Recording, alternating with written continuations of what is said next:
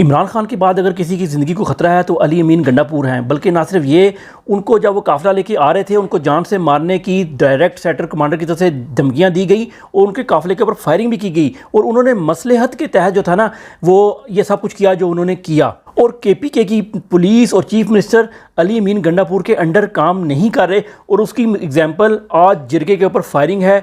PTA की हुकूमत और PDM को, वो भी पठान ये भी पठान, आपस में लड़ाने, डिवाइड एंड रूल की कहानी है। लेकिन अली अमीन गंडापुर ने आज एक बहुत अच्छा काम किया है कि उन्होंने काबीना से जितने भी 18वें और 19वें ग्रेड के जो अफसर हैं KPK के, उनकी मंजूरी, उनके तबादले वो अब चीफ मिनिस्टर किया करेगा। और पहले ये राइट जो था ये इमरान खान ने चीफ सेक्रेटरी और IG KPK को दे दिए थे क्योंकि वो चाहते थे कि पुलिस इंडिपेंडेंट हो और इंडिपेंडेंट तरीके से UK की तरह काम करे। लेकिन 2 नंबर मुल्क के अंदर 1 नंबर तरीक़ों पर काम नहीं हो सकता।